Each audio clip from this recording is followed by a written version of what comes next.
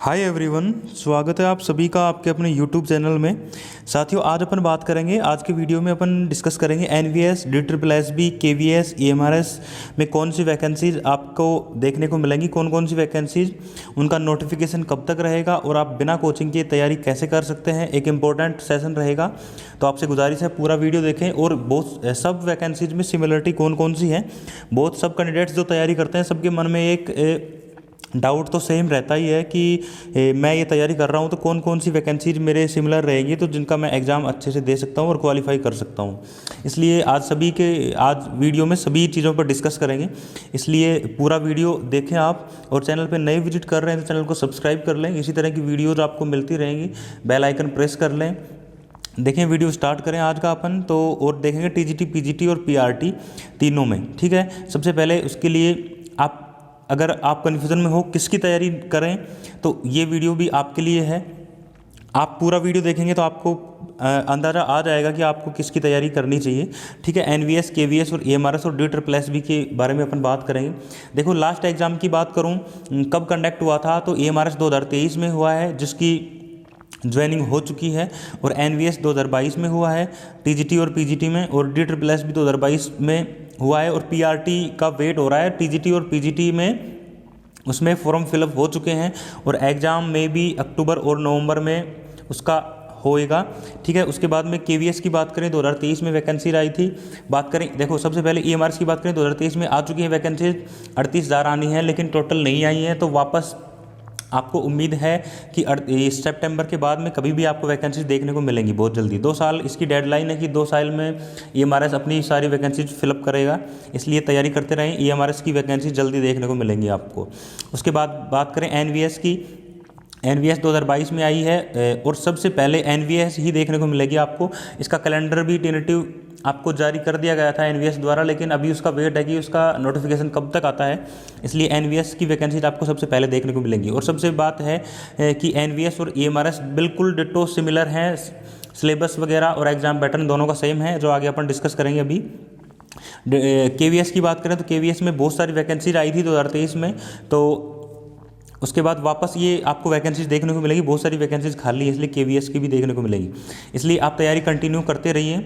और बात करें आगे आपको जो कौन कौन सी सिमिलर रहेंगी, पहले एलिजिबिलिटी की बात कर देता हूँ कि जिसमें आपको ये तो कंफर्म रहे कि आप कौन कौन सी के लिए एलिजिबल हैं। ठीक है, बात करें अपन TGT की मेनली, तो TGT में आपके पास अगर BEd और CTET का पेपर 2, ठीक है, ग्रेजुएशन आपका 50% मार्क्स से होना चाहिए।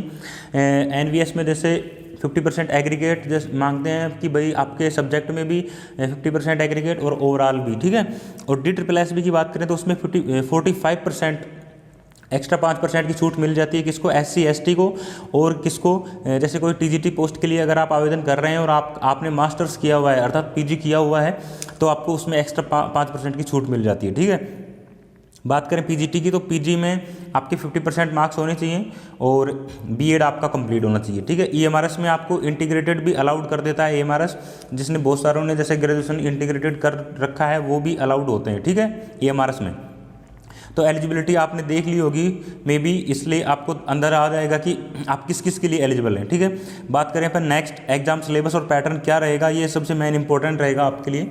इससे आपको आइडिया आएगा कि आप कौन सी तैयारी कर रहे हैं और कौन सी आपकी सिमिलर है, तो वो सारे आप एग्जाम दे सकते हैं और कौन सी वैकेंसीज में आप सिलेक्शन पा सकते हैं। ठीक है, बात करें NVS और EMRS बिल्कुल सेम है, दोनों में सेम रहेगा पेपर पैटर्न, एग्जाम सिलेबस सब कुछ। ठीक है, तो बात करें DSSB में आपके TGT में 200 मार्क्स का पेपर होता है, पार्ट 1 100 का और पार्ट 2 सेकंड का, जो सेकंड है वो भी 100 का। ठीक है, पार्ट सेकंड में आपका जो आता है भाई आपका सब्जेक्ट स्पेसिफिक आता है। ठीक है, और PGT में 300 नंबर का होता है, जिसमें पार्ट A होता है वो 100 नंबर का और पार्ट B होता है वो 200 नंबर का आपका सब्जेक्ट स्पेसिफिक आता है। ठीक है, अब बात करें मेनली NVS और EMRS की, हिंदी आपको 10 मार्क्स की देखने को मिलेगी, इंग्लिश भी आपको 10 मार्क्स की देखने को मिलेगी, रीजनिंग भी आपको 10 मार्क्स की देखने को मिलेगी। ठीक है, और GK और करंट अफेयर भी 10 मार्क्स की आती है NVS और EMRS में। बात करें DSSB में तो DSSB में 20 नंबर की हिंदी आएगी, 20 की इंग्लिश आएगी, 20 की आपको रीजनिंग देखने को मिलेगी, और करंट अफेयर्स और GK भी आपको 20 नंबर की आएगी। ठीक है, और 20 नंबर का एक एक्स्ट्रा उसमें मैथ आता है, बेसिक मैथ जो आपका आता है वो 20 नंबर का, इसलिए पार्ट A 100 नंबर का बनता है DSSB में। NVS EMRS में ये 10-10 मार्क्स के हो गए, ठीक है। जीके और करंट अफेयर्स भी 10 मार्क्स का होगा इसमें। और बात करें ICT, आजकल सब एग्जाम में पूछी जाने लगी है भाई, तो ICT को खास ध्यान से थोड़ा पढ़ें। ICT आपको KVS में 5 मार्क्स को देखने को मिलती है, NVS में आपको 10 नंबर की, ठीक है, EMRS में आपको 10 नंबर की। और बेसिक क्वेश्चन पूछे जाते हैं। अगर आप आसानी से एक बार बेसिक कॉन्सेप्ट भी तैयार कर लेते हैं अपना ICT में, तो ICT के आप आसानी से 10 मार्क्स कहीं भी नहीं जाने वाले आपके, ठीक है। टीचिंग एप्टीट्यूड, पेडागोजी, ठीक है, जब भी बात करें आप टीचिंग कोई भी एग्जाम देंगे तो उसमें टीचिंग एप्टीट्यूड आपका जरूर पूछा जाएगा। KVS में 40 मार्क्स का आएगा, EMRS में 20 नंबर का और NVS में 20 मार्क्स का, ठीक है। टीचिंग एप्टीट्यूड आप कोई भी अपने जो BEd आपने DLEd कर रखा है तो वही बुक्स आप सिलेबस की पढ़ सकते हैं, अपना कॉन्सेप्ट बना सकते हैं, क्योंकि कॉन्सेप्ट बेस्ड इसमें क्वेश्चन पूछे जाते हैं, तो रटने का कोई फ़ायदा नहीं होता। आप कॉन्सेप्ट बनाइए अपना टीचिंग एप्टीट्यूड और साइकोलॉजी में, तो उसके आधार पर इसमें आप आसानी से पूरे में पूरे मार्क्स ले सकते हैं, ठीक है। उसके बाद में नेक्स्ट बात करें आपका सब्जेक्ट कंसर्न, तो फिर उसमें KVS का 100 मार्क्स का पूछा जाता है KVS में, और DSSB में PGT में मैंने बताया 200 मार्क्स का, TGT में 100 मार्क्स का, ठीक है। और EMRS और NVS में दोनों में सेम रहेगा, 80 मार्क्स का पूछा जाएगा, लेकिन 80 मार्क्स में EMRS और NVS में आपको NEP के क्वेश्चन भी देखने को मिलते हैं और केस स्टडी के क्वेश्चन भी देखने को मिलते हैं, ठीक है। 80 मार्क्स में से केस स्टडी भी आती है और NEP भी आती है।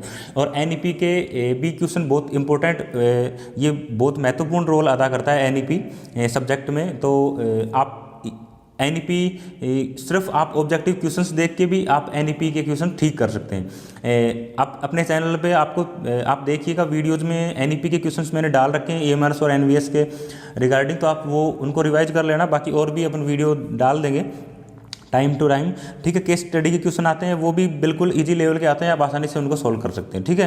तो अगर आप अभी भी वेट कर रहे हैं वैकेंसीज का, तो ये मैं आपसे रिक्वेस्ट करूंगा कि वैकेंसीज का वेट ना करें, क्योंकि वैकेंसीज बिल्कुल सारी लाइन में हैं और कभी भी आ जाएंगी, उनका पता नहीं है। इसलिए आप तैयारी करते रहिए।